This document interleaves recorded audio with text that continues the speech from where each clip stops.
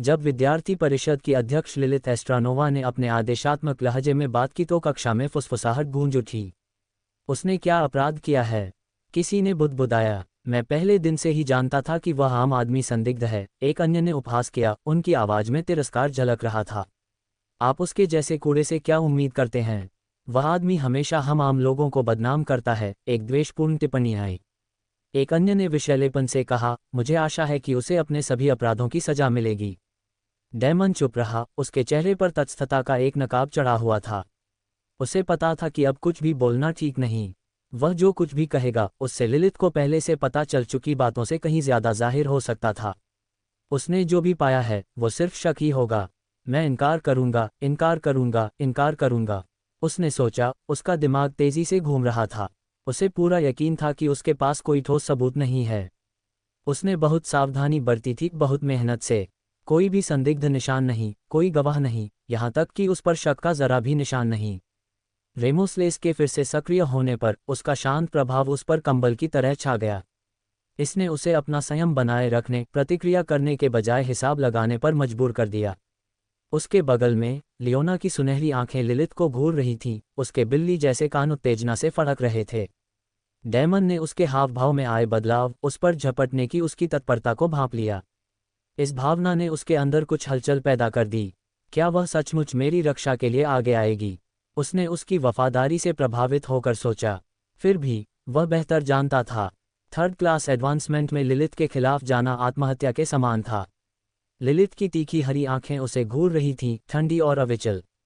मैं अपनी बात नहीं दोहराऊंगी, उसने कहा, उसकी आवाज कमरे में ब्लेड की तरह गूंज रही थी। अपना अपराध स्वीकार करो और मैं कम से कम तुम्हारे लिए एक क्षमा समझौता करवा दूंगा। डैमन ने अपना जबड़ा भींच लिया, उसके होंठ एक पतली रेखा में दब गए। उन्होंने समान भाव से कहा, मैं नहीं जानता कि आप किस बारे में बात कर रहे हैं, विद्यार्थी परिषद अध्यक्ष। मैंने एक भी अपराध नहीं किया है। क्या आप एक निर्दोष व्यक्ति पर आरोप नहीं लगा रहे हैं? उसकी तीखी निगाहें तेज हो गईं, उसकी तीखी हरी आंखें उसे ऐसा महसूस करा रही थीं मानो उसकी रीढ़ पर बर्फ रेंग रही हो। फिर भी उसने अपनी आभा नहीं दिखाई, उसे दिखाने की जरूरत ही नहीं थी। मैं तुम्हें एक मौका दे रही हूं, उसने ठंडे स्वर में कहा। लेकिन अगर तुम नहीं लोगे तो कोई बात नहीं। वह आगे बढ़ी और पलक झपकते ही गायब हो गई। कोई खाली जगह नहीं, कोई स्पष्ट विकृति नहीं। ऐसा लग रहा था मानो उनके बीच की दूरी ही खत्म हो गई हो। वह डैमन के चेहरे से कुछ इंच की दूरी पर फिर से प्रकट हुई, उसकी उपस्थिति भारी लग रही थी। लियोना तुरंत खड़ी हो गई, उसे बचाने के लिए तैयार, लेकिन लिलिथ ने उसे मौका ही नहीं दिया। अपनी उंगलियों के एक झटके से उसने लियोना को कमरे के उस पार पहुंचा दिया और उसे चमकती जादुई जंजीरों से जमीन पर जकड़ दिया। उनकी ताकत में फर्क साफ दिखाई दे रहा था। हस्तक्षेप मत करो, लिलिथ ने ठंडे स्वर में कहा। डैमन शांत रहा, हालांकि उसका दिमाग घूम रहा था। उसकी नज़रें कमरे में इधर उधर घूम रही थीं, अपने सहपाठियों की प्रतिक्रियाओं पर। आगे की पंक्ति में बैठी सिल्विया और इवांगेलिन उलझन में दिख रही थीं। पास बैठा ज़ैंडर सब कुछ समझने की कोशिश कर रहा था। और मार्कस लगभग राहत महसूस कर रहा था। उसके लिए डैमन का ले जाना मोक्ष था, उसके डर की वस्तु का दूर हो जाना। लिलिथ डैमन की ओर मुड़ी और उसके कान के पास झुक गई। उसकी आवाज़ फुसफुसाहट में बदल गई। मेरे साथ आओ, हम इसे आसान तरीके से या मुश्किल तरीके से कर सकते हैं। उसके होंठों पर एक ठंडी मुस्कान आ गई। हालांकि मैं कठिन रास्ता पसंद करूंगा। फिर से दौड़ने की कोशिश करो, मैं तुम्हें चुनौती देता हूं। डैमन ने भी उसकी मुस्कान का जवाब विनम्रता से दिया। मुझे नहीं पता कि यह क्या है, लेकिन मैं निर्दोष हूं। मेरे पास छिपाने के लिए कुछ भी नहीं है और भागने का कोई कारण भी नहीं है। लिलिथ की मुस्कान में कोई कमी नहीं आई। ऐसी स्थिति में मेरे पीछे आओ और अपने अपराधों का जवाब दो। उसने बिना किसी विरोध के सिर हिलाया और दरवाजे की ओर चलने लगा। रुको, ज़ैंडर अपनी सीट से उठते हुए बोला। उसने क्या किया? लिलिथ मुड़ी, उसकी तीखी नज़रों ने उसे वहीं जमने पर मजबूर कर दिया। अपना काम देखो, उसने झट से कहा। जैसे ही डैमन लिलिथ के साथ कमरे से बाहर चला गया, ज़ैंडर का चेहरा पीला पड़ गया और वह अपनी सीट पर वापस बैठ गया। इससे पहले कि वे दरवाजे तक पहुंचते, इवेंजेलिन और सिल्विया ने उनका रास्ता रोक लिया। क्या हम कम से कम ये तो जान सकते हैं कि उस पर कौन से अपराध का आरोप लगाया गया है? इवेंजेलिन ने दृढ़ स्वर में पूछा। लिलिथ ने जवाब देने की जहमत नहीं उठाई और बिना कुछ कहे उसके पास से निकल गई। सिल्विया ने बोलने के लिए अपना मुंह खोला, लेकिन डैमन ने अपना सिर हिलाकर उसे बीच में ही रोक दिया। सब ठीक है, सिल्विया, उसने धीरे से कहा। मैंने कुछ नहीं किया, मुझे यकीन है कि यह सिर्फ एक गलतफहमी है। सिल्विया ने अपने होंठ काटे, पहले थोड़ी हिचकिचाहट के बाद अनिच्छा से सिर हिलाया। डैमन को थोड़ी हैरानी हुई। ये बात कि वे उसके लिए खड़े थे अप्रत्याशित थी, यहाँ तक कि दिल को छू लेने वाली भी, लेकिन इससे उसकी स्थिति में कोई बदलाव नहीं आया। ऐसा कहकर लिलिथ उसे कमरे से बाहर ले गई और पीछे कक्षा में अटकलों और बड़बड़ाहटों का माहौल बन गया कि उसने क्या किया होगा। डैमन चुपचाप लिलिथ एस्ट्रानोवा का पीछा करता रहा, उसका दिमाग हर संभावना का विश्लेषण करने के लिए अथक प्रयास कर रहा था। वह भागने की कोशिश कर सकता था, लेकिन इससे वह और भी संदिग्ध लगेगा। इसके अलावा उसके स्तर के किसी व्यक्ति एक तृतीय श्रेणी की उन्नति से बचना लगभग असंभव था। उस स्तर पर ध्वनि अवरोध को तोड़ना एक कदम उठाने जितना आसान था। लिलिथ तो औरों से भी बदतर थी। उसका शून्य गुण जादू उसे बाकियों से अलग करता था, अंतरिक्ष गुण नहीं, शून्य। यह अंतर भयानक था और डैमन इसके निहितार्थों पर ज्यादा ध्यान नहीं देना चाहता था।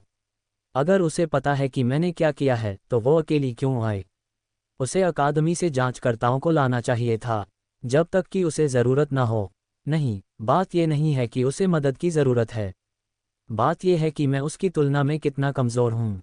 यह विचार उसे चुभता ज़रूर था, पर सच था। उसे गिरफ्तार करना उसके लिए शायद आसान काम था, चाहे उसके पास सबूत हो या न हो। उसने अपने हाथ में नोटपैड पर अपनी पकड़ मजबूत कर ली, दबाव के कारण उसके किनारे सिकुड़ गए। मैंने जितने भी अपराध किए हैं उनमें से उसके पास किसका सबूत है? लाक की मौत का कारण एक राक्षस का हमला बताया गया था। आइजैक लापता था, लेकिन आधिकारिक तौर पर उसे मृत घोषित कर दिया गया था। लेकिन इसहाक की मौत को राक्षसी हमले से नहीं जोड़ा गया। उन्हें मुझ पर शक हो सकता था। मेरे पास उससे नफरत करने का हर कारण और वजह थी। इस विचार से ही उसके पेट में मरोड़ उठती थी। अगर अभी उसकी तलाशी ली जाए तो वह पूरी तरह से हथियारों से लैस मिलेगा। खंजर, तीर, यहाँ तक कि छिपी हुई शीशियाँ, हर चीज़ अपने आप में एक बड़ा सबूत है। एक पल के लिए तो डैमन मुस्कुरा ही पड़ा। स्थिति की बेतुकीपन को नज़रअंदाज करना मुश्किल था। क्या यही अंत था? लिलिथ चलते हुए एक शब्द भी नहीं बोली, उसे अपने विचारों में डूबे रहने दिया। वह कुछ कदम आगे बढ़ी, उसकी उपस्थिति प्रभावशाली होते हुए भी मौन थी। डैमन ने अपना शांत व्यवहार और भावभंगिमाएं स्थिर रखीं। दरअसल उसने हल्की सी मुस्कान दी और सिर हिलाया, मानो किसी निजी मजाक को खारिज कर रहा हो। एक कौवा उसके कंधे पर बैठा था, उसके काले पंख चमक रहे थे, लेकिन उसका ध्यान पूरी तरह लड़के पर ही था। सबसे अधिक ध्यान आकर्षित करने वाली बात थी उनकी आंखों पर बंधी पट्टी। आखिरकार उसकी आवाज़ ने सन्नाटा तोड़ा, तुम्हें क्या मजाक लग रहा है? डैमन ने अपना सिर हिलाया, उसका स्वर हल्का था।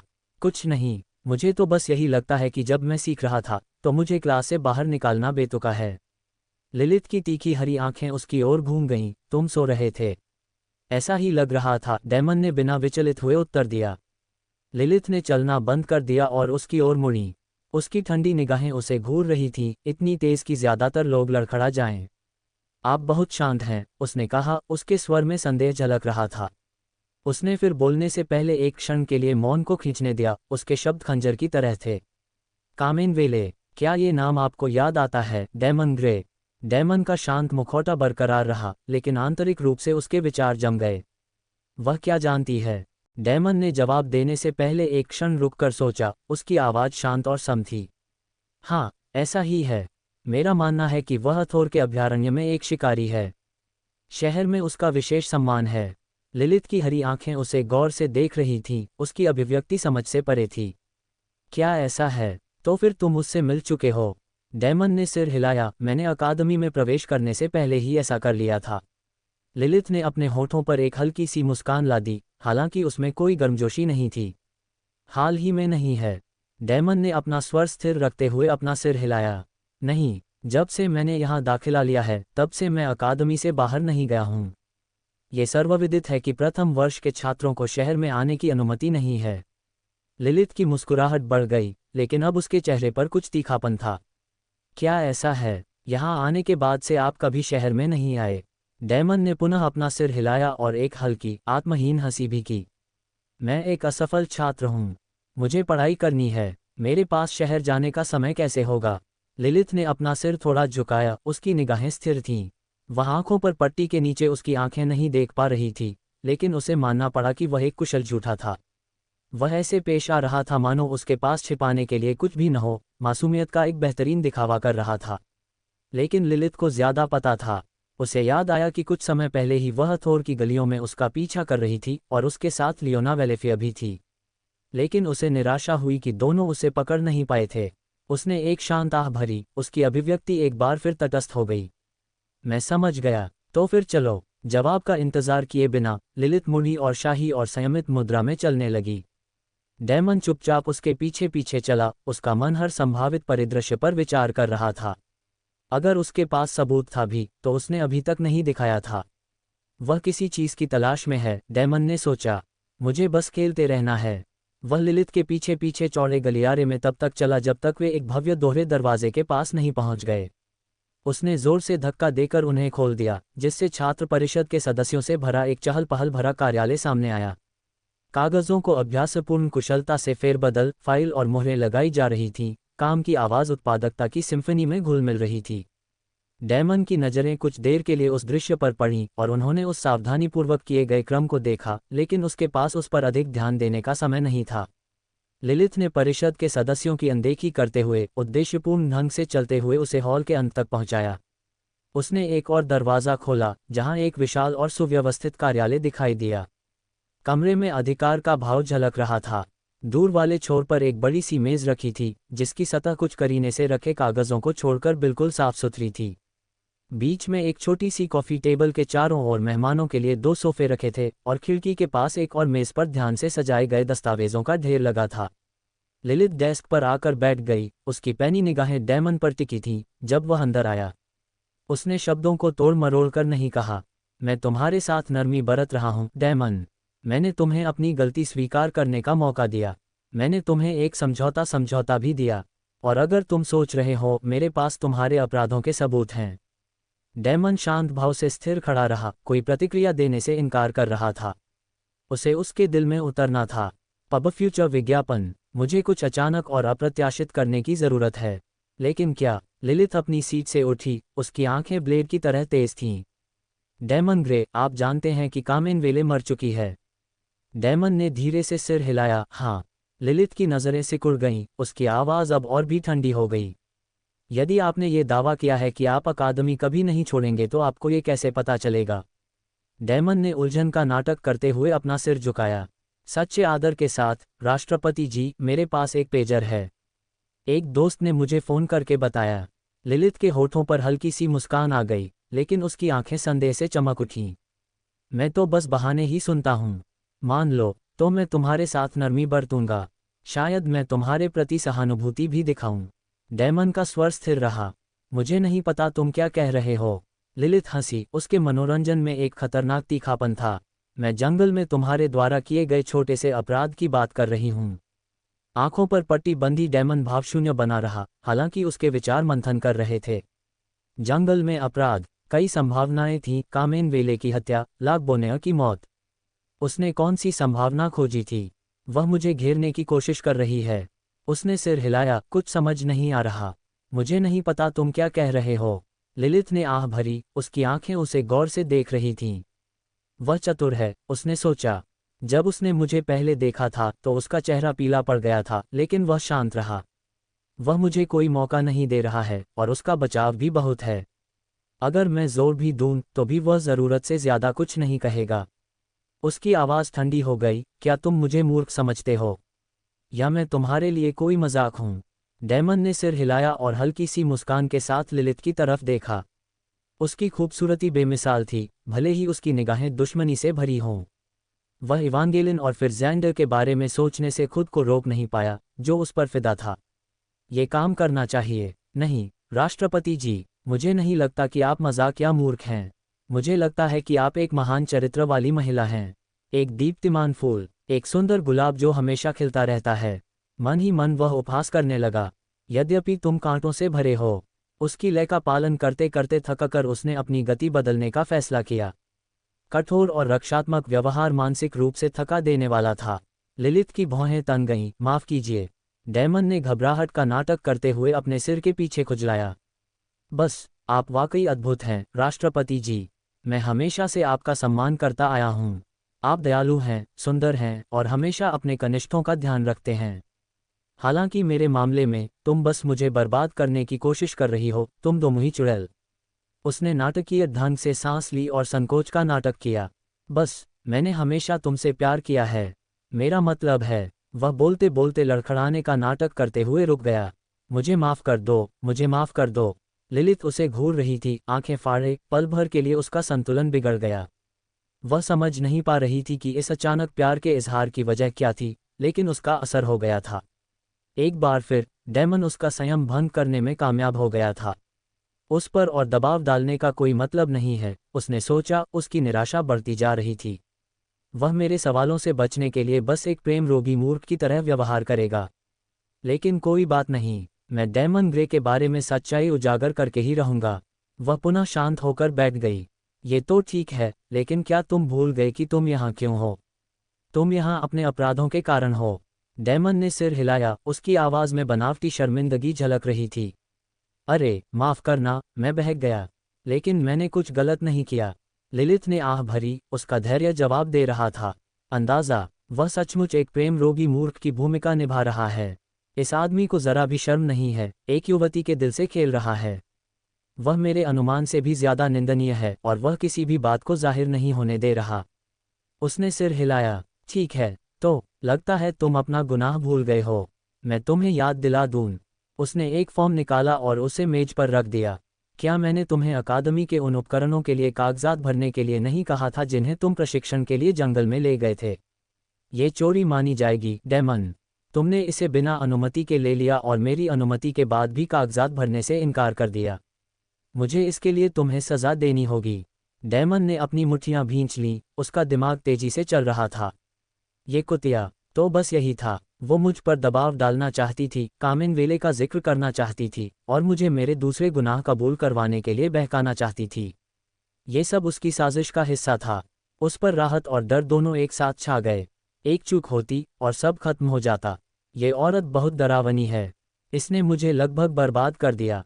लिलिथ ने अपनी पैनी नज़र डेमन पर गड़ाए रखी। उसके चेहरे पर संयम था, लेकिन साफ तौर पर वह सोच समझकर बात कर रही थी। उसकी आंखों पर पट्टी बंधी होने के बावजूद वह समझ सकती थी कि वह अभी भी सतर्क था और एक पल के लिए भी अपनी सुरक्षा ढीली नहीं पड़ने दे रहा था। उसे मानना पड़ा कि प्रेम का झूठा इजहार करने में उसकी बेशर्मी की उसे उम्मीद नहीं थी। उसे ऐसी हास्यास्पद चाल चलने की हिम्मत कैसे हुई? लिलिथ ने अपनी जीभ चटकाने की इच्छा को दबा लिया। उसने कई प्रेमियों से नाता जोड़ा था, हर एक पिछले वाले से ज्यादा शालीन, लेकिन कोई भी इतना दिलेर या इतना बेपरवाह नहीं था। ये बात कि उसने अपनी चापलूसी का एक भी शब्द सच नहीं कहा, उसके अहंकार को एक अप्रत्याशित चोट पहुंचा रही थी। वह बहुत ही दिलचस्प है, उसने हल्की मुस्कान के साथ सोचा, हालांकि उसके शांत बाहरी आवरण के नीचे चिड़चिड़ाहट उबल रही थी। अब तुम्हारी सजा होगी, उसने अधिकारपूर्ण स्वर में कहा। अगर तुम अपना अपराध स्वीकार कर लेते तो मैं तुम्हें छोड़ देता, लेकिन ये देखते हुए कि तुमने ऐसा नहीं किया, मेरे पास तुम्हें दंडित करने के अलावा कोई विकल्प नहीं है। डेमन ने अपना शांत भाव बनाए रखा, यद्यपि उसका दिमाग घूम रहा था। मैं समझता हूँ, राष्ट्रपति जी। हालांकि मुझे आशा है कि आप नरमी बरतेंगे और मेरी लापरवाही को नज़रअंदाज करेंगे। लिलिथ ने अपना सिर हिलाया, उसके लाल बाल हल्के से हिल रहे थे। कोई बात नहीं, आखिरकार भूल जाना एक मानवीय दोष है। मैं तुम्हें गलत होने का दोष नहीं दे सकता। डेमन ने विनम्रता से मुस्कुराते हुए कहा, मैं आभारी हूँ। हालांकि मैं भूला नहीं था, मैं बस तुमसे दोबारा नहीं मिलना चाहता था। सांप।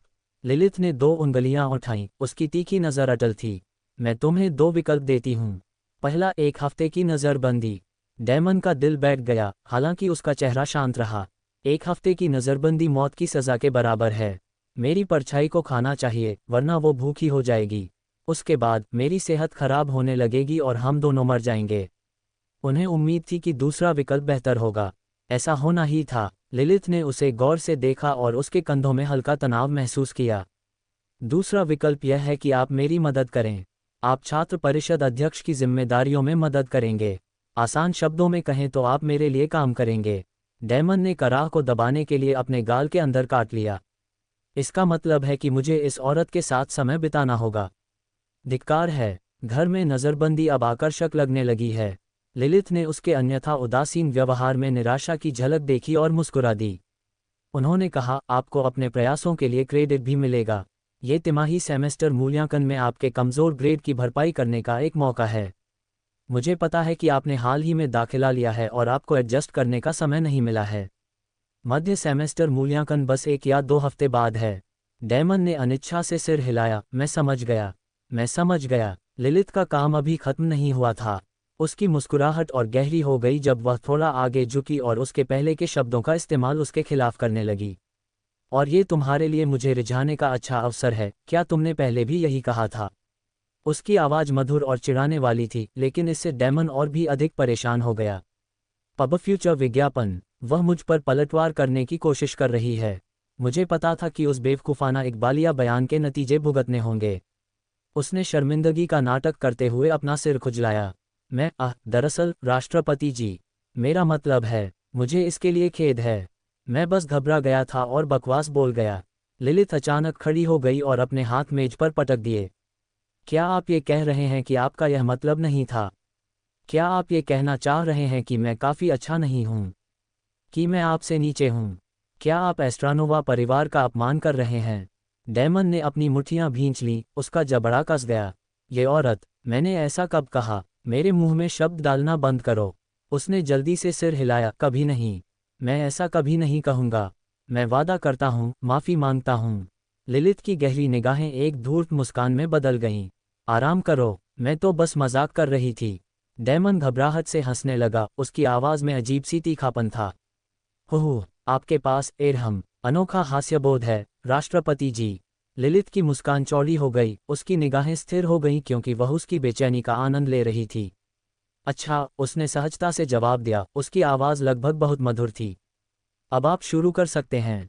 जैसे ही डैमन मुड़ने को तैयार हुआ, उसने उसकी ओर देखा, उसकी आवाज़ ने उसकी हरकतें रोक दीं। ओह, एक और बात, उसने लापरवाही से कहा, हालांकि उसकी आंखों में शरारत भरी चमक थी।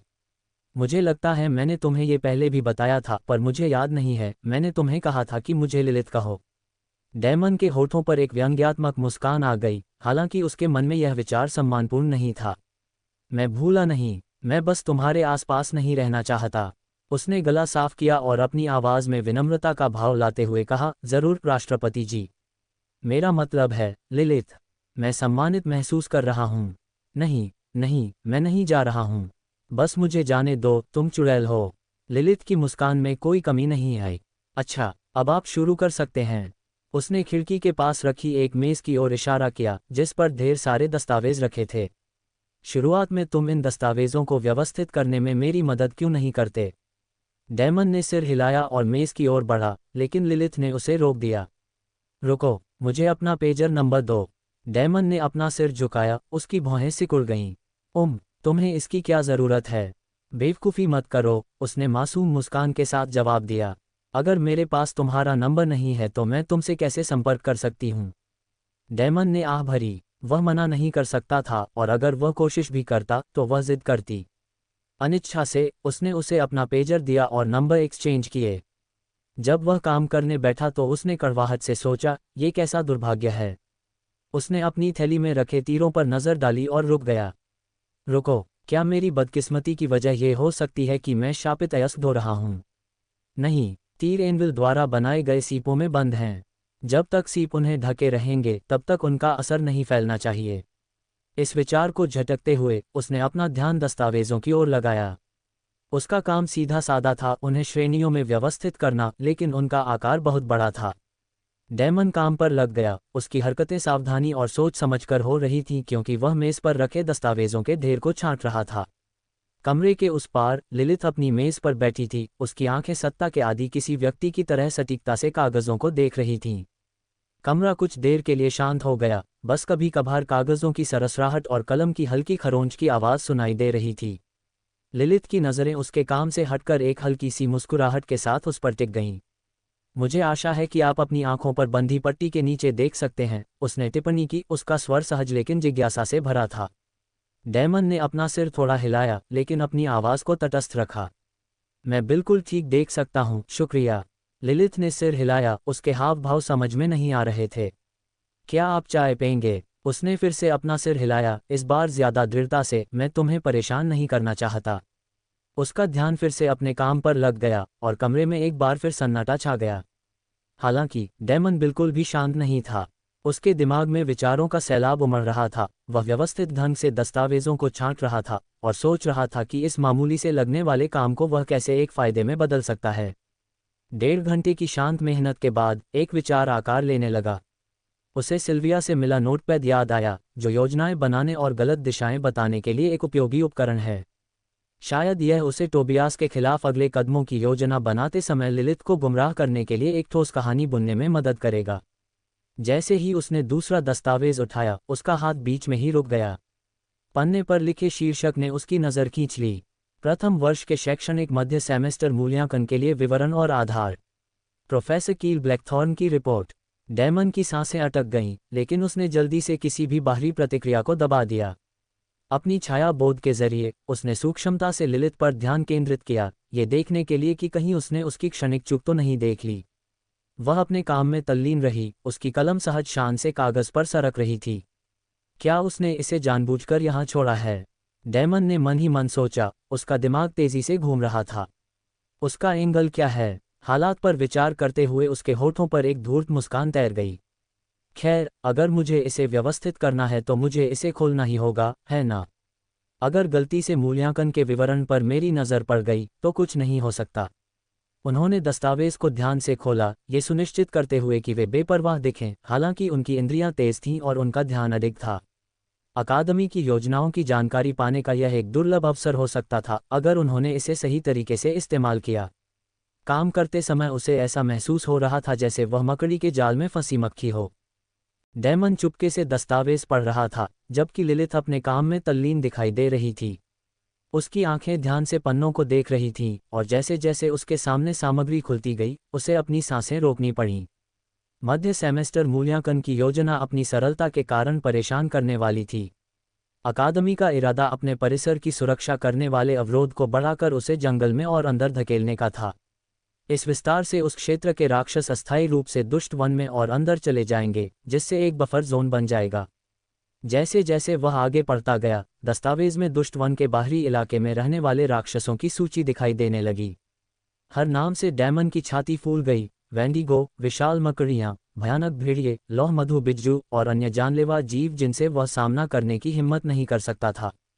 भगवान का शुक्र है कि वे प्रथम वर्ष के छात्रों को इन चीज़ों से नहीं लड़वा रहे हैं, उसने गंभीरता से सोचा। भरी पार्टी होने पर भी हम झुंड में मर जाएंगे। ये बात स्पष्ट हो गई कि इस क्षेत्र को दुष्ट वन क्यों कहा जाता था। चूंकि राक्षसों को अस्थायी रूप से विस्थापित किया जाना था, इसलिए मूल्यांकन में उनसे सीधे मुकाबला शामिल नहीं था। इसके बजाय डेमन ने बारीकियों पर ध्यान केंद्रित किया।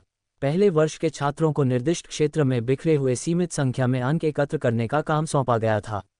हालांकि इसमें बहुत ही क्रूर मोड़ था, समय सीमा के भीतर अन्य छात्र अंक चुरा सकते थे। ये खूनी होने वाला है, डेमन ने निष्कर्ष निकाला। उसका दिमाग पहले से ही गणना कर रहा था कि यह मूल्यांकन कैसे अराजकता में बदल जाएगा। उन्होंने अतिरिक्त विवरण के लिए जांच की। हालांकि मसौदा व्यापक था, फिर भी अनुमोदन के लिए लंबित था। प्रधानाध्यापक सहित कुछ हस्ताक्षर गायब थे, जिससे पता चलता था कि संशोधन की गुंजाइश है। एक बार जब डेमन ने महत्वपूर्ण भागों को याद कर लिया, तो उसने सावधानीपूर्वक दस्तावेज को बंद कर दिया और फाइलों को व्यवस्थित करना पुनः शुरू कर दिया। उसके मन में चल रहे तूफान के बावजूद उसकी अभिव्यक्ति तटस्थ थी। उसके विचार रणनीति की ओर मुड़ गए। अगर मूल्यांकन क्षेत्र अवरोध विस्तार से पहले पहुंच योग्य होता, तो वह बढ़त हासिल करने के लिए उसकी टोह ले सकता था। राक्षसों को तो खदेड़ दिया जा सकता था, लेकिन वनस्पतियां स्वयं अभी भी बड़ा खतरा पैदा कर सकती थीं। अपना नोटपैड निकालकर डेमन ने विचारों को लिखना शुरू कर दिया और जेब में रखने के लिए टुकड़े टुकड़े करने लगा। दस्तावेजों को व्यवस्थित करने में उसे आधा घंटा लग गया। समय की कमी को देखते हुए उसने एक बैकअप योजना पर काम करने का फैसला किया, जिसमें गलत दिशा में जाने से बचना भी शामिल था। उसने मार्कस की लिखावट में एक पत्र लिखना शुरू किया, उसे ध्यान से गढ़ते हुए। अगर इसे सही ढंग से लिखा जाता तो ये ध्यान भटकाने या उससे ध्यान हटाने का काम कर सकता था। इस बीच लिलिथ अपनी मेज पर झुकी हुई थी, उसका बायां हाथ उसकी आंखों को ढंके हुए था। उसकी मुद्रा हमेशा शांत रहने वाली छात्र परिषद अध्यक्ष के स्वभाव से अलग थी। डेमन की नज़र उस पर टिकी रही। वह थकी हुई है, शायद भूल गई है कि मैं यहाँ था, उसने अनुमान लगाया। लेकिन फिर कुछ ठीक नहीं लगा। उसकी बाईं आंख क्यों ढकी? उसकी बेचैनी और बढ़ गई जब उसने जाली संदेश वाले नोटपैड पर नज़र डाली, जिसे वह गलती से अपनी जेब से गिराना चाहता था ताकि वह उसे पता चल सके। अपना ध्यान हटाकर डैमन ने अपनी छाया बोध शक्ति को कमरे की जांच के लिए बढ़ाया। पहले तो उसे कुछ भी नहीं मिला, परछाइयां बिल्कुल भी नहीं थीं। फिर भी वह कष्टदायक अनुभूति बनी रही। उसने पुनः ध्यानपूर्वक देखा, इस बार उसका ध्यान बगल की दीवार पर केंद्रित था। और यह वहीं था। एक हरी आंख अदृश्य द्वार से उसे घूर रही थी, उसकी निगाहें उस पर टिकी हुई थीं। डैमन ने प्रतिक्रिया करने की इच्छा को दबा दिया, अपना चेहरा भावशून्य बनाए रखा जबकि उसका दिमाग उन्मत्तता से काम कर रहा था। अपना धैर्य बनाए रखते हुए डैमन अपनी कुर्सी पर थोड़ा पीछे झुक गया, उसका दिमाग तेजी से चल रहा था।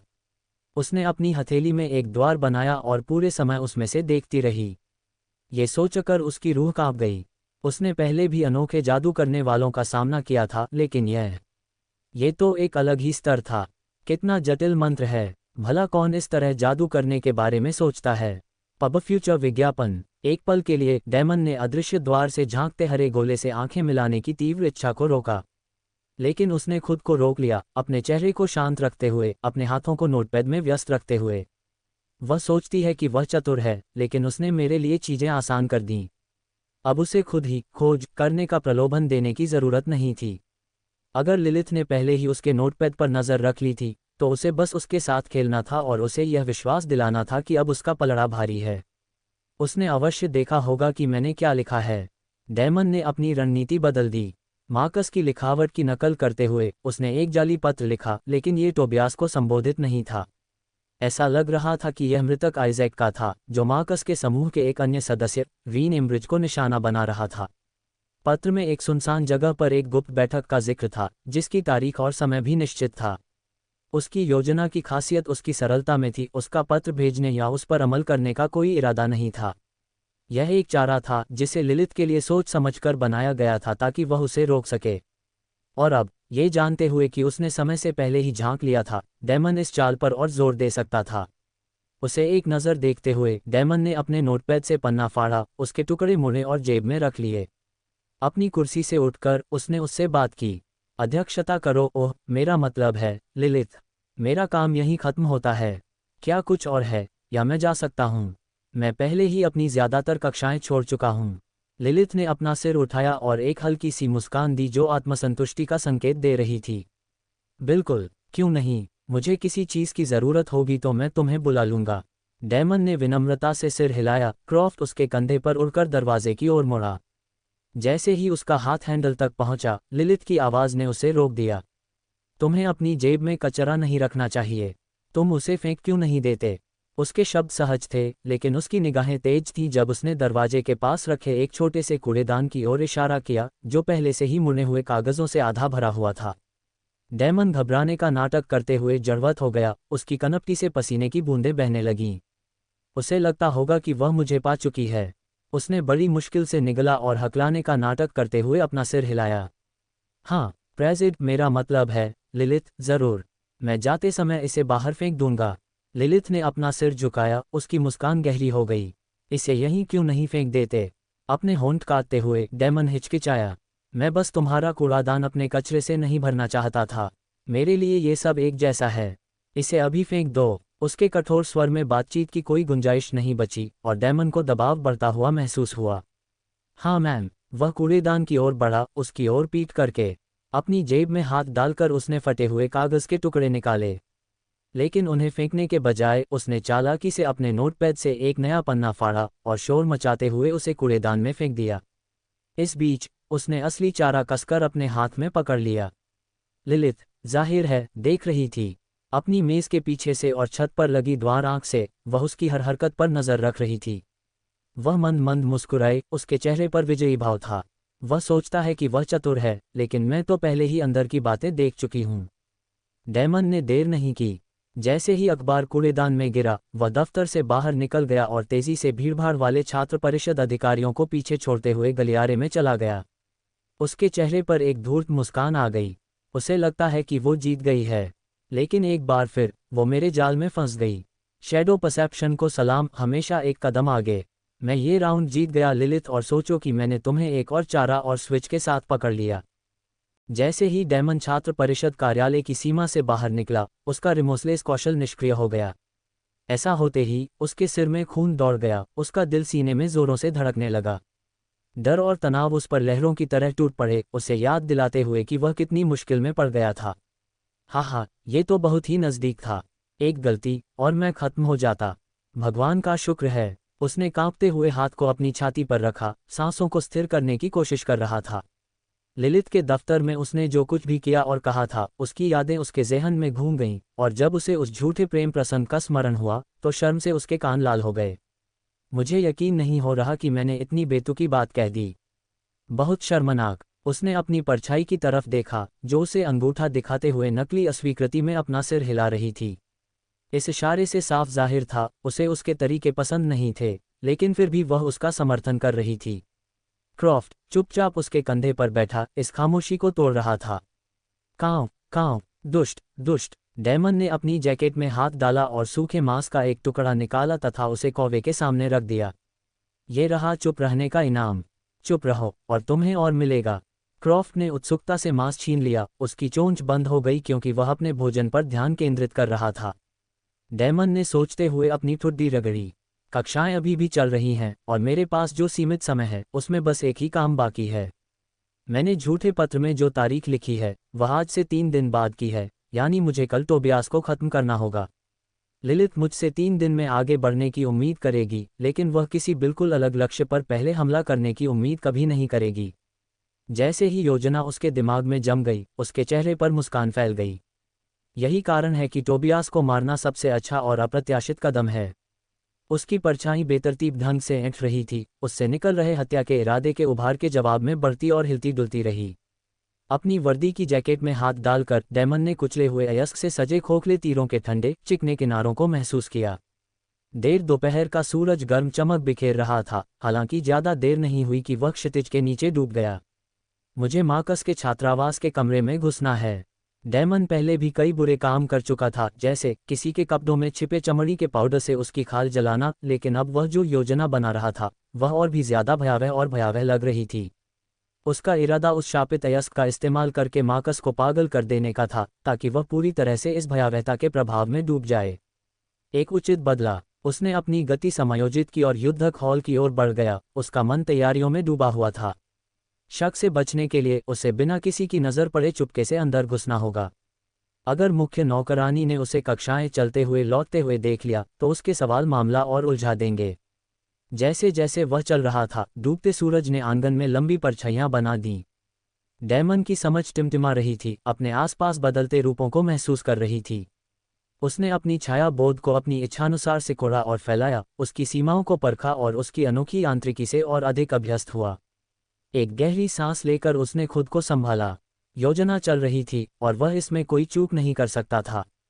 वॉर हॉल्स के पास पहुंचते ही डेमन मार्कस के साथ अपने रिश्ते को याद किए बिना नहीं रह सका। उसे वह दिन याद आ गया जब उसने अकादमी के लिए गोल्डन टिकट जमा किया था और आधिकारिक तौर पर दाखिला लिया था। वह दिन मानो एक जमाना बीत गया हो। वह सस्ते पैबंद लगे आम कपड़ों में आया था, जिन्हें उसकी बहन ने बीमारी से पहले प्यार से सिला था। मार्कस उन लोगों में से एक था जिसने अकादमी की शानदार वर्दी पहनने से पहले उसे सबसे पहले देखा था। डेमन को याद आया कि वह कितना बेमेल महसूस कर रहा था। वह बाकी लोगों की तरह सेमेस्टर की शुरुआत में अकादमी में शामिल नहीं हुआ था, बल्कि वह प्रवेश परीक्षा के कुछ हफ्ते बाद तिमाही सेमेस्टर मूल्यांकन से ठीक पहले आया था।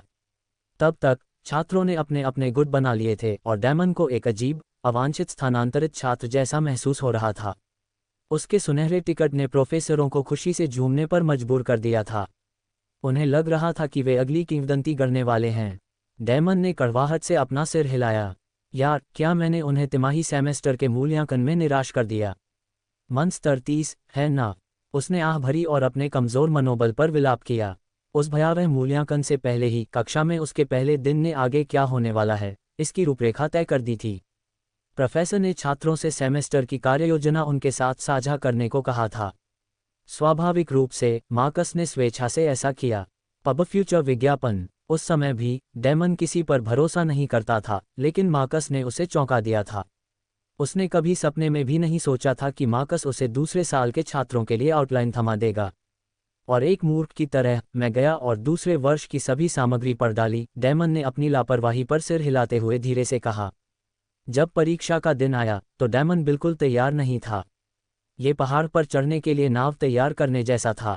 वह समुद्र पार करने के लिए तैयार था, लेकिन उसके सामने एक दुर्गम शिखर था। आश्चर्य नहीं कि वह सैद्धांतिक परीक्षा में फेल हो गया। उसके बाद तो असफलताओं का सिलसिला ही शुरू हो गया। वह मन नियंत्रण में असफल रहा, वह बाधा कोर्स में असफल रहा, वह द्वंद्व युद्ध में असफल रहा, वह गैर विशेषता जादू में असफल रहा, वह जादुई लड़ाई में असफल रहा। वह असफल हुआ, वह असफल हुआ, वह असफल हुआ, बार बार।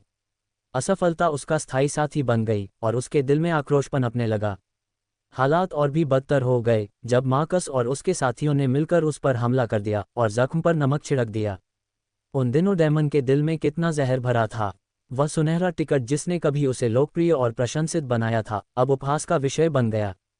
उसकी प्रतिष्ठा का ये शानदार पतन दूसरों के लिए एक तमाशा बन गया। और इस तरह डैमन ने यह अपमानजनक उपाधि अर्जित की, अकादमी का सबसे कमजोर, अकादमी की शर्म। लेकिन हालात चाहे कितने भी मुश्किल क्यों न हो जाएं, डैमन ने कभी उनके आगे सिर नहीं झुकाया।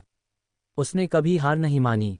वह मुठ्ठियां भींचकर उपहास और अपमान सहता रहा, मूल्यांकन के नतीजों का इंतजार करता रहा। हालांकि उसे पहले से ही पता था कि वह फेल हो गया है, फिर भी उसे रैंकिंग अपनी आंखों से देखनी थी। गहरी सांस लेते हुए डैमन ने खुद से कहा, खैर, मैं इसके लिए मार्कस को दोष नहीं दे सकता, सिर्फ सैद्धांतिक भाग के लिए। व्यावहारिक परीक्षाएं पूरी तरह से मेरी थीं, मैं बस बेकार था। उसने अपनी परछाई की ओर देखा, उसकी गतिविधियां अनियमित थीं, मानो उसकी अशांत भावनाओं को प्रतिबिंबित कर रही हों। लेकिन मैं इस मध्य सेमेस्टर मूल्यांकन में इसे बदल दूंगा। मैं कसम खाता हूं, मैं उन्हें सब दिखा दूंगा। इन शब्दों से अपने संकल्प को बल मिलाते हुए डैमन अंततः पुरानी यादों में खोकर अपने गंतव्य पर पहुंच गया। युद्ध कक्ष लगभग खाली थे, नौकरानियों और डरावनी मुख्य नौकरानी मटिल्डा को छोड़कर। उसकी उपस्थिति ही ज्यादातर छात्रों को रुकने से रोकने के लिए काफी थी। डैमन ने गहरी सांस ली और खुद को मजबूत किया। उसकी योजना का अगला चरण उसकी प्रतीक्षा कर रहा था। युद्ध भवन हमेशा की तरह बेदाग खड़े थे, जो उनके निवासियों की संपत्ति और शक्ति का प्रमाण थे।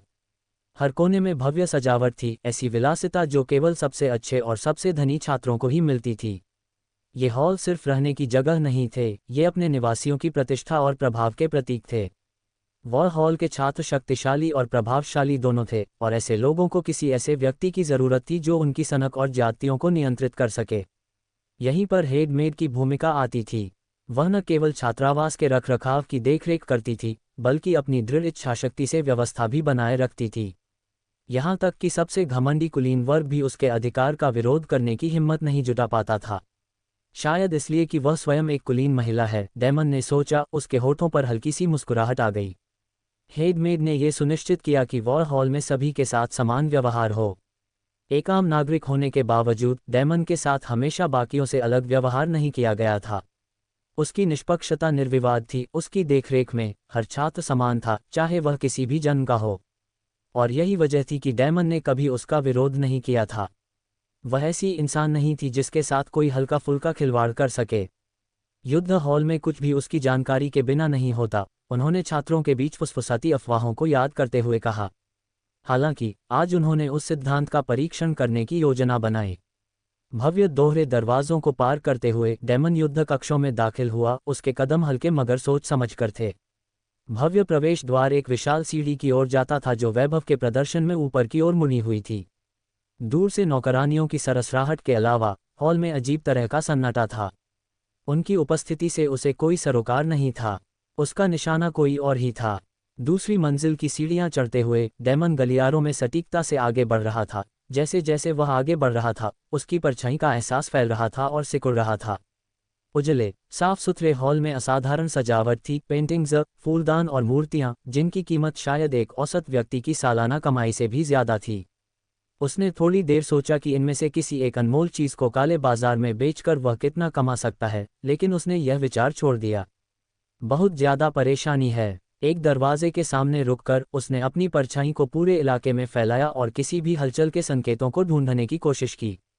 रास्ता साफ था, हालांकि दरवाजा ही एक समस्या बन गया था। युद्ध कक्षों के दरवाजे अत्याधुनिक थे, जिनमें जादुई महाद्वीप से आयातित जादुई सुरक्षा उपकरण लगे थे।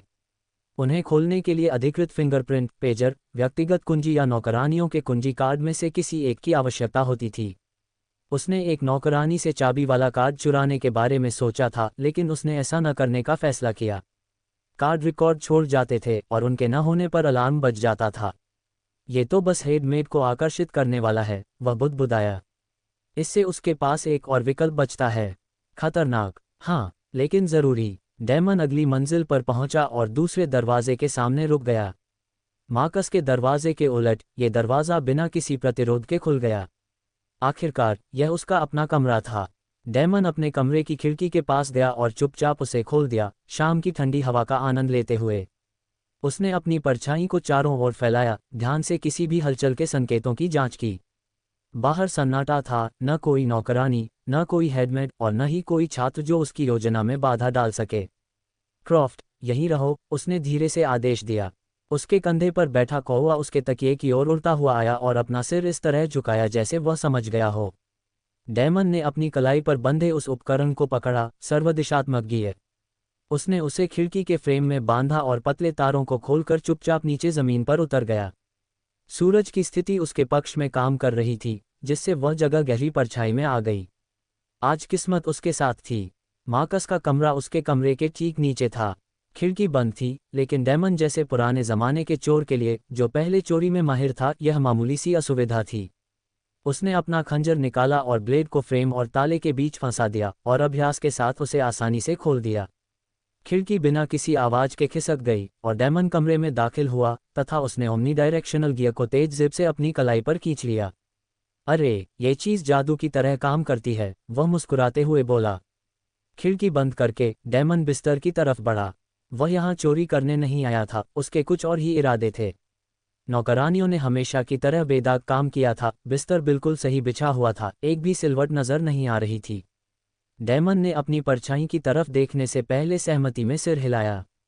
नजर रखना, वह धीरे से बोला। पब फ्यूचर विज्ञापन। उसकी उंगलियां गद्दे और तकिए को टटोल रही थीं, उस जगह की तलाश में जहां मार्कस अक्सर अपना सिर रखता था। एक बार जब उसे वह जगह मिल गई, तो डैमन ने बड़े ध्यान से आलीशान किंग साइज बिस्तर उठाया। अपनी जैकेट में हाथ डालकर उसने मुट्ठी भर खोखले तीर निकाले। शापित अयस्क के सिरों पर लगे सीपों को हटाकर उसने उन्हें बिस्तर के फ्रेम पर सटीक और व्यवस्थित ढंग से रख दिया। शापित अयस्क खतरनाक था, लंबे समय तक उसके संपर्क में रहने से मार्कस के मन के प्रवाह और मानसिक स्थिति पर बुरा असर पड़ सकता था। लेकिन डैमन को इसकी परवाह नहीं थी। ये बदला था। तीरों को व्यवस्थित करने के बाद उसने खोलों को निकाला और उन्हें वापस अपनी जैकेट में डाल लिया। गद्दा नीचे करके उसे पहले जैसा स्थिर रखने के लिए उसने समय लगाया। जैसे ही वह अपना काम समाप्त करने वाला था, उसकी परछाई उसकी ओर बढ़ी और उसे आने वाले खतरे के प्रति सचेत किया। अरे, उसने जीभ चटकाते हुए धीरे से कहा। एक नौकरानी सीधे कमरे की ओर जा रही थी और उसके कदम पहले ही दरवाजे तक पहुंच चुके थे। बिना समय गंवाए डैमन बिस्तर के नीचे खिसक गया और फर्श पर लेट गया। दरवाजा चरमरा कर खुला और एक युवा गोरी नौकरानी एक खाली टोकरी लेकर अंदर दाखिल हुई, जिस पर एक नंबर लिखा था, लॉन्ड्री पिकअप। डैमन ने गंभीरता से महसूस किया। बिस्तर के फ्रेम में अभी भी रखे खोखले तीरों को याद करके उसका दिल बैठ गया। शापित अयस्क का सूक्ष्म प्रभाव उसके विचारों को कुतर रहा था, उसकी घबराहट को और बढ़ा रहा था। खुद को ऐसी खतरनाक स्थिति में डालकर वह खुद को मूर्ख महसूस कर रहा था। नौकरानी बिस्तर की ओर बढ़ी। कुछ गड़बड़ है। डैमन की सांसें अटक गईं। वह उसके पॉलिश किए हुए काले जूते और उसके सफ़ेद एप्रन का किनारा देख सकता था। ये बिस्तर ठीक से नहीं बिछा है, वह बुदबुदाए।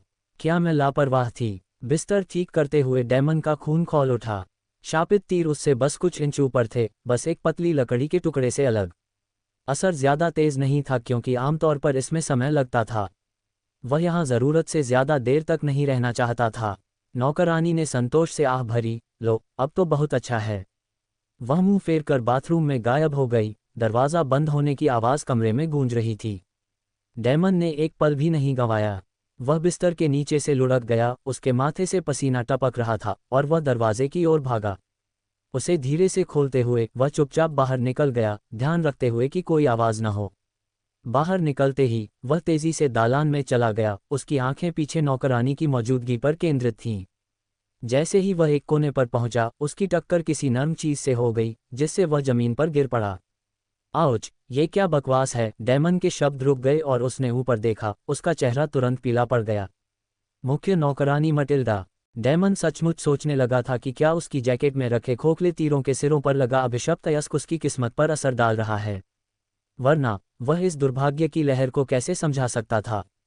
वह मार्कस के कमरे में नौकरानी पर नजर रखने के लिए अपनी छाया धारणा पर इतना केंद्रित था कि उसने अपने आसपास के वातावरण की उपेक्षा कर दी थी, एक ऐसी चूक जिसने उसे सीधे उस व्यक्ति के पास पहुंचा दिया था जिससे वह मिलना नहीं चाहता था। मेरा मस्तिष्क एक बार में केवल इतनी ही जानकारी संसाधित कर सकता है, उसने कड़वाहट से सोचा, जब वह पीछे हट गया और मुख्य नौकरानी की तीखी अंबर आंखों से मिलने के लिए ऊपर देखा। हमेशा की तरह उसके चेहरे पर संयम था और वह गरिमा में अधिकार प्रकट कर रही थी जो उसके लिए दूसरी त्वचा की तरह था। डैमन का दिल बैठ गया।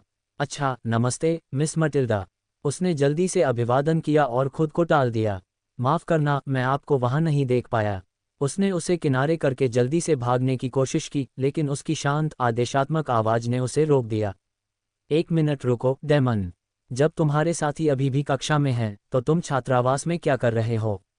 बकवास, बिल्कुल वही बात जिसे मैं टालने की कोशिश कर रहा था।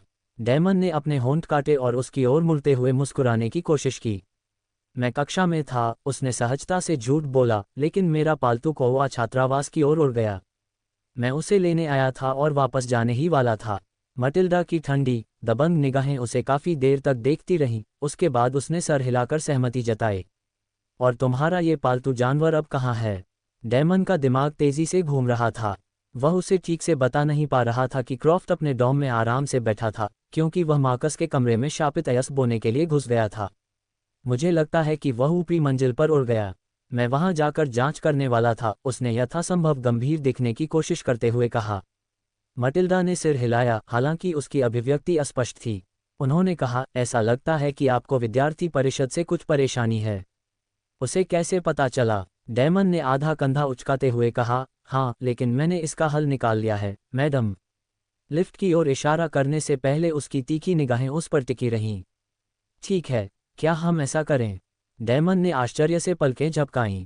क्या वह मेरी मदद करने की कोशिश कर रही है, या ये किसी तरह की पूछताछ है? अनिच्छा से वह उसके पीछे लिफ्ट में चला गया। जैसे ही वे ऊपर चढ़े, मटिल्डा ने चुप्पी तोड़ी। आप कैसा महसूस कर रहे हैं? क्या आपका शरीर ज़ैंडर के साथ द्वंद्व युद्ध से उबर गया है? डैमन इस अप्रत्याशित प्रश्न से अचंभित होकर झिझका। फिर उसे याद आया कि मटिल्डा अपने अधीन सभी छात्रों के प्रति निष्पक्ष थी। शायद यही उसका कर्तव्य भी था। मैं ठीक हूँ, उसने सावधानी से जवाब दिया। चिकित्सकों ने अच्छा काम किया। उसने सिर हिलाया, उसकी नज़र लिफ्ट के दरवाज़ों पर टिकी थी। पब फ्यूचर विज्ञापन। हालांकि मैं युवाओं की लापरवाही और हार के डर को समझती हूँ, उन्होंने कठोर स्वर में कहा। तुम्हें अपनी जिंदगी इतनी लापरवाही से नहीं गंवानी चाहिए। अगर तुम मर गए, तो समझ लो कि तुम सचमुच हार गए हो। जब तक तुम जिंदा हो, तुम हमेशा वापसी कर सकते हो। डैमन ने पलकें झपकाईं, वह स्तब्ध रह गया जब उसने अपनी तीखी निगाहें उस पर घुमाईं। तुम और ज़ैंडर लापरवाह और मूर्ख थे। कोई भी द्वंद्व या प्रतियोगिता अपने जीवन को घातक खतरे में डालने के लायक नहीं है, उसने जारी रखा, उसकी आवाज़ में उपहास और चिंता का मिश्रण था। डैमन को समझ नहीं आ रहा था कि क्या कहे। लापरवाही के लिए उसे डांटने वाला आखिरी व्यक्ति उसकी दिवंगत माँ थी, और मटिल्डा के शब्दों ने उसके दिल को छू लिया। उसे एहसास ही नहीं था कि वह अभी भी कच्ची है। जब तक वे उसके छात्रावास पहुंचे, उसकी कड़ी बातों ने उसे स्तब्ध कर दिया था। वह क्रॉफ्ट को वापस लाने का इंतजार करती रही। कौवा झुंझलाता हुआ उसके कंधे पर आ बैठा और फिर उसने उसे कक्षा में वापस जाने का सख्त आदेश देकर विदा कर दिया। जैसे ही डैमन वापस चला, उसका दिमाग घूम गया। क्या उसने सचमुच मुझे इस तरह डांटा था? मेरे भले के लिए, उसने सिर हिलाते हुए सोचा। उसे याद आया कि कैसे उसने डांटने से पहले उसका हालचाल पूछा था, एक छोटी सी लेकिन अहम बात। वह सूखी हंसी हंसा। क्या वह सोचती है कि वह मेरी माँ है या कुछ और? डैमन कक्षा में पहुंचा तो देखा कि प्रोफेसर केल कमरे के सामने खड़े हैं। उसने एक गहरी सांस ली। मेरी किस्मत सचमुच खराब होती जा रही है, उसने गंभीरता से सोचा। दरवाजा खोलकर उसने चुपचाप अंदर जाने की कोशिश की, लेकिन जैसे ही वह अंदर गया, उसे देखने वाला पहला व्यक्ति ऊंची आवाज में बोला। वह वापस आ गया। अपराधी। इस घोषणा से पूरे कमरे में बड़बड़ाहट की लहर दौड़ गई। क्या उन्होंने सचमुच उसे जाने दिया?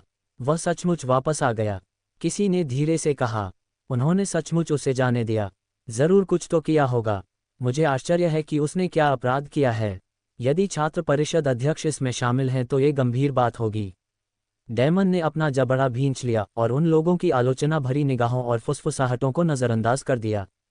वह अपनी जगह ढूंढने ही वाला था कि लियोना, जो सिल्विया, इवेंजेलिन और जैंडर के साथ बेचैनी से बैठी थी, उछलकर उसकी ओर दौड़ी। तुम वापस आ गए, मैं बहुत चिंतित थी, उसने उसे अपनी बाहों में भरते हुए कहा। डैमन एकदम से ठिठक गया, जाहिर है अचानक गले लगने से असहज। उसने अजीब तरह से उसके कंधे पर थपथपाया और धीरे से उसे दूर धकेल दिया। मैं ठीक हूँ, यह कोई अपराध नहीं था, बस एक छोटी सी गलतफहमी थी, उसने बनावटी मुस्कान के साथ कहा। लियोना ने सिर हिलाया, उसके चेहरे पर राहत स्पष्ट थी। मुझे खुशी है कि तुम ठीक हो। मुझे लगा था कि शायद उसने तुम्हारे मन में कोई नाराज़गी पाल रखी होगी क्योंकि तुमने उसे एक बार बेवकूफ़ बनाया था। सिल्विया और इवेंजेलिन भी उनके साथ शामिल हो गईं, जैंडर भी उनके पीछे पीछे चल रहा था, उसके चेहरे पर एक उदासी छाई हुई थी। मुझे खुशी है कि यह कुछ भी नहीं था, इवांगेलिन ने राहत भरी सांस छोड़ते हुए कहा। सिल्विया ने अपनी बाहें पार कर लीं। कुछ नहीं होना था, मुझे ये पता था। इवेंजेलिन ने संदेह भरी भौहें उठाईं। क्या आपने ऐसा सोचा था? क्योंकि मुझे स्पष्ट रूप से याद है कि आप चिंतित थे कि उसे इंक्विजिशन में भेजा जा सकता है, हालांकि मैंने आपको बताया था कि यह एक हास्यास्पद धारणा थी। सिल्विया घबराकर हंसी। हाँ, मुझे लगता है तुम सही थे। वह इवेंजेलिन के सामने ये स्वीकार नहीं कर सकी कि उसका डर डैमन को बिना उसकी परछाई के देखने से उत्पन्न हुआ था, लेकिन कम से कम सब कुछ ठीक हो गया था। जैंडर की व्यंग्यात्मक टिप्पणी ने बातचीत को बाधित कर दिया। मुझे लगता है कि असली गलती इस दुष्ट को वापस भेजना था। डैमन ने सिर हिलाते हुए आह भरी। जैंडर के कठोर शब्दों के बावजूद वह ये नहीं भूला था कि जैंडर ने ज़रूरत पड़ने पर सचमुच उसका साथ दिया था। क्या मैं अब बैठ सकता हूँ? डैमन ने थके हुए चेहरे से कहा। लिलिथ, उस गुलाम चलाने वाले ने मुझसे ढेर सारा कागजात करवाया था। मुझे आराम चाहिए। जैसे ही वह अपनी सीट की ओर बढ़ा, पास में बैठे मार्कस ने तुरंत अपना सामान उठाया और दूर वाली सीट पर चला गया, उसका चेहरा डर से पीला पड़ गया था। डैमन ने ठंडी मुस्कान दी, उसके विचार तीखे थे। भागो, मार्कस, कहाँ भागोगे? तुम्हारे लिए बहुत देर हो चुकी है। एक बार जब वह बैठ गया, तो उसके सहपाठियों ने उस पर प्रश्नों की बौछार कर दी, और पहली बार डैमन ने स्वयं को उदारतापूर्वक उत्तर देते हुए पाया। प्रोफेसर केल ने उनकी तरफ देखा तक नहीं, उनका ध्यान बोर्ड पर था मानो शोर किसी और ही दुनिया में हो। लेकिन जब उन्होंने आखिरकार मुड़कर देखा, तो उनकी तेज निगाहों ने कमरे में तुरंत सन्नाटा छा गया।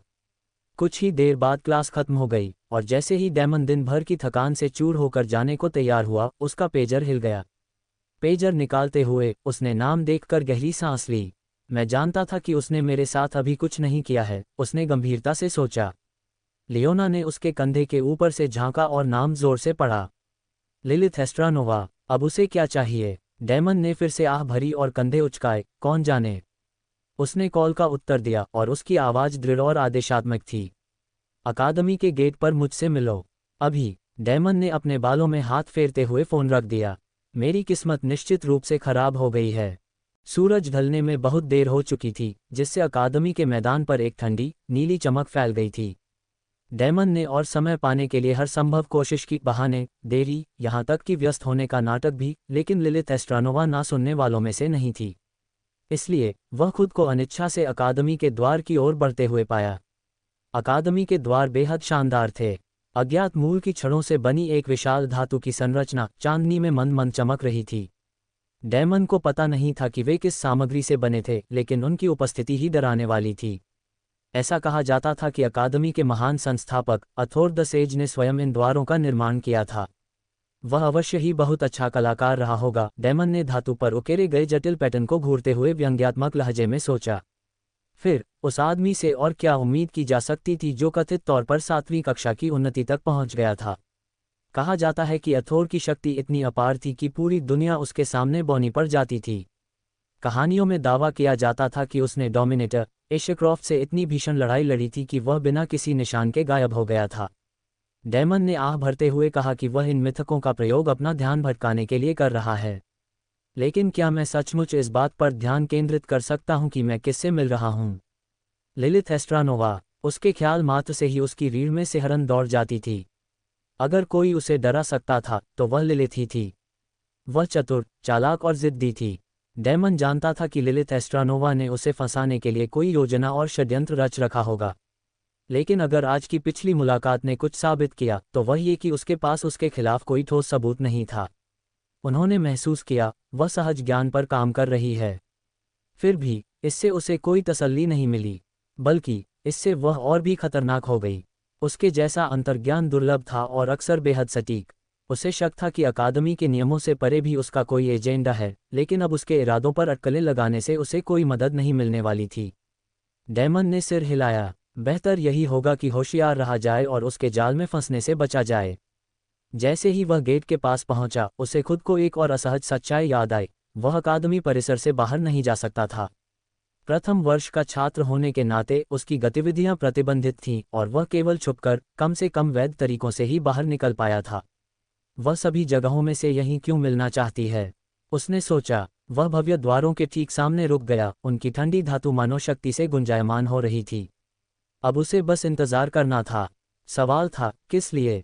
डैमन ने आसपास नजर दौड़ाई और तुरंत लिलिथ एस्ट्रानोवा को अकादमी के गेट के पास लगे भव्य संगमरमर के फव्वारे के पास बैठे देखा। फव्वारे का झिलमिलाता पानी पास के लैंप की गर्म रोशनी को प्रतिबिंबित कर रहा था, जिससे उस पर एक कोमल आभा फैल रही थी। उसके आकर्षक लाल बाल अंगारों की तरह चमक रहे थे, जो उसकी पहले से ही मनमोहक सुंदरता को और भी निखार रहे थे। ज्यादातर लोग इस दृश्य को देखकर मंत्रमुग्ध हो जाते, लेकिन डैमन बेफिक्र रहा। उसके लिए लिलिथ मानो नाविकों को उनके विनाश की ओर ले जाने वाली एक जलपरी थी। वह सावधानी से उसके पास पहुंचा। उसके कदम सोच समझ कर थे। राष्ट्रपति जी, उन्होंने संक्षिप्तता से अभिवादन किया। उसने उसकी तरफ देखा तक नहीं, उसका ध्यान मानो फव्वारे के गिरते पानी पर ही लगा हुआ था। डैमन ने आह भरी और आगे आने वाली मुश्किल के लिए खुद को तैयार किया। लिलिथ, तुम मुझसे मिलना चाहती थी, उन्होंने इस बार अधिक प्रत्यक्ष रूप से कहा। आखिरकार उसने अपना सिर घुमाया। उसकी नज़र उसकी ओर टिक गई। उसकी आवाज़ शांत थी, पर उसमें अधिकार का भाव था। हाँ, मैं तुम्हारा इंतज़ार कर रहा था। मुझे यकीन नहीं हो रहा कि तुमने इससे बाहर निकलने की कोशिश की। मुझे आज रात तुम्हारी मदद की ज़रूरत पड़ेगी। डैमन ने हल्की सी भौहें सिकुड़ते हुए सिर हिलाया। मुझे मदद करके खुशी होगी। लिलिथ ने हल्के से हंसते हुए कहा, तुम अभी ज़्यादा खुश नहीं लग रहे हो। डैमन ने भावशून्य भाव से उसकी ओर देखा। मैं तो खुशी से झूम रहा हूँ। उसके होंठों पर एक शरारती मुस्कान आ गई जब उसने अपनी जैकेट में हाथ डाला और अकादमी के प्रतीक चिन्ह से सजा एक ब्रोच निकाला। उसने उसे यूं ही उसकी तरफ उछाल दिया। उसने उसे पकड़ लिया और हल्के संदेह से उसकी जांच की। यह क्या है? पब फ्यूचर विज्ञापन। ये तुम्हारा पास है, उसने समझाया। इसके साथ तुम्हें मेरे साथ शहर में आने की इजाज़त मिल जाएगी। अगर हम अलग हो गए तो इसे अपने पास रखना। अकादमी परिसर छोड़ने की बात सुनते ही डैमन की बेचैनी और बढ़ गई। उसने आज आइरिस वेल से मिलने की योजना बनाई थी और यह अप्रत्याशित काम उसकी योजना में खलल डाल रहा था। आप चाहते हैं कि मैं अथोर के अभयारण्य में जाऊं? उसने सावधानी से पूछा। लिलिथ ने सिर हिलाया। हाँ, इसे एक सीखने का अनुभव समझो। तुमने बताया था कि यहाँ दाखिला लेने के बाद से तुम शहर नहीं गई हो। डैमन चुप रहा। उसकी अभिव्यक्ति सावधानी से तटस्थ थी। उसके शब्दों में एक सूक्ष्म चुनौती थी, मानो उसे झूठ बोलने की चुनौती दे रही हो। वह जानबूझकर मुस्कुराए और बोली, जब तक कि आप चुपके से बाहर नहीं निकल रहे हों और इस बारे में सच नहीं बोल रहे हों। डैमन ने जल्दी से अपना सिर हिलाया। मुझे तुम्हारे साथ जाने में खुशी होगी, लिलिथ। संतुष्ट होकर वह खड़ी हो गई। उसकी प्रभावशाली उपस्थिति से यह स्पष्ट हो गया कि वह चाहती थी कि वह उसका अनुसरण करे। बहुत बढ़िया, चलिए चलें। जब तक हम वहाँ हैं, आप गश्त में मदद करेंगे। अगर आपको कोई प्रथम वर्ष का छात्र सीमा से बाहर दिखाई दे तो उसे पकड़ लें या फिर मदद के लिए मुझसे या किसी अन्य परिषद सदस्य से संपर्क करें।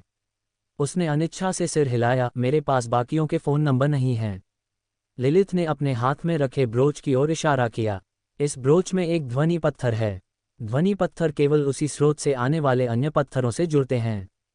पेजर से पहले ये आम थे, हालांकि इनमें खामियां थीं क्योंकि हर पत्थर केवल अपनी जोड़ी से ही काम करता है और कुछ समय बाद बिखर जाता है। डैमन ने ध्यान भटकते हुए सिर हिलाया और जानकारी को छुपाने लगा। जैसे ही वह बोल रही थी, उसके मन में एक विचार उभरने लगा, लेकिन उसने अपना चेहरा भावशून्य बनाए रखा। वे दोनों गेट पर पहुंचे, जहां उनकी एक संक्षिप्त सुरक्षा जांच हुई। गार्डों ने लिलिथ की तरफ मुश्किल से देखा। यह एक औपचारिकता मात्र थी, लेकिन उसने इस प्रक्रिया पर जोर दिया क्योंकि उसके साथ प्रथम वर्ष का छात्र डैमन भी था। जैसे ही वे वहां से निकलकर एक प्रतीक्षारत गाड़ी में सवार हुए, डैमन की आंखें आलीशान इंटीरियर को देखकर थोड़ी चौड़ी हो गईं। पॉलिश की हुई लकड़ी, मुलायम चमड़े की सीटें और हल्की सी चमकती आरामदायक सीटें उन जर्जर लकड़ी की गाड़ियों से बिल्कुल अलग थीं जिनका वह आदी था। छी! वह धीरे से बुदबुदाया। लिलिथ ने आवाज़ सुनकर अपनी भौहें ऊपर उठाईं।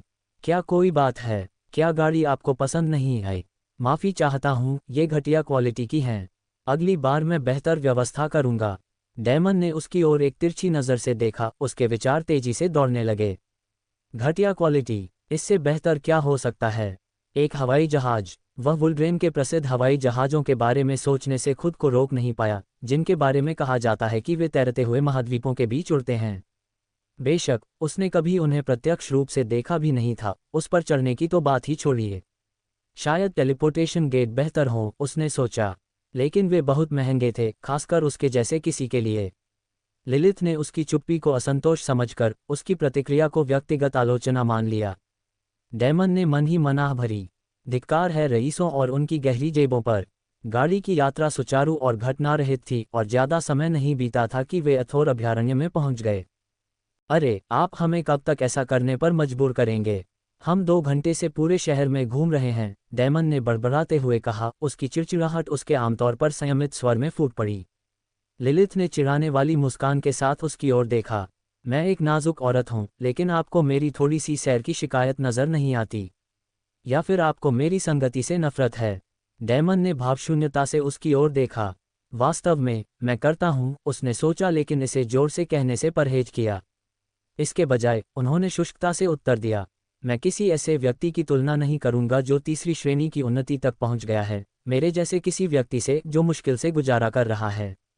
लिलिथ हल्के से हंसी। उसे उसका व्यंग्य मज़ेदार लगा, हालांकि डैमन का धैर्य जवाब दे रहा था। चलना ही समस्या नहीं थी, समस्या तो उसके आसपास लगातार सतर्क रहने का मानसिक तनाव था। वे 2 घंटे पहले अथोर के अभयारण्य में पहुंचे थे और उस दौरान लिलिथ ने शहर में पूरी लगन से गश्त की थी और ज़रूरतमंद लोगों की मदद की थी। हालांकि डैमन को सामान ढोने से लेकर एक विक्रेता की दुकान की मरम्मत तक कई छोटे मोटे कामों में उसकी मदद करने के लिए नियुक्त किया गया था। शहर के लोग उसे बहुत सम्मान देते थे। यहाँ तक कि साहसी लोग, जो आमतौर पर कठोर स्वभाव के होते थे, भी उसके साथ सम्मान और सावधानी के मिले जुले भाव से पेश आते थे। यह कोई आश्चर्य की बात नहीं थी, तीसरी श्रेणी की उन्नति में किसी को रोकने की हिम्मत बहुत कम लोग करते थे। हालांकि डैमन को यह सब बेहद थकाऊ लगता था। बिना किसी निजी लाभ के दूसरों की मदद करना उसे ऊर्जा की व्यर्थ बर्बादी जैसा लगता था। हम ऐसा क्यों कर रहे हैं? अंततः उन्होंने अपनी खींच छिपाते हुए पूछा। लिलिथ ने विस्मय से अपना सिर हिलाया। मुझे लगता है आप नहीं समझेंगे। हम अच्छे लोग हैं। डैमन ने भौहें चढ़ाईं, उसे यकीन नहीं हुआ।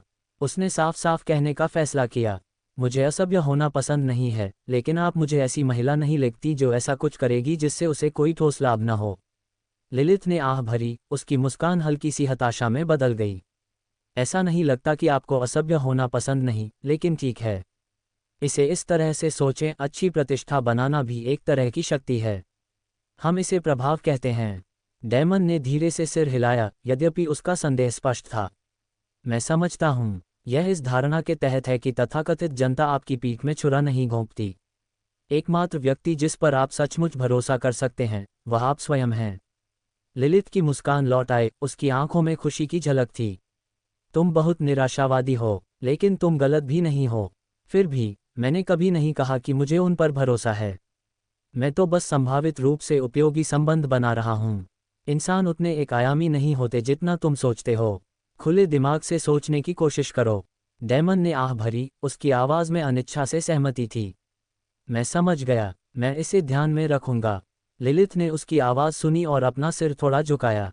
लगता है तुम्हें मेरी बात पर यकीन नहीं है, उसने हल्की मगर जांचती हुई आवाज़ में कहा। डैमन चुप रहा और आगे बात करने से इनकार कर दिया।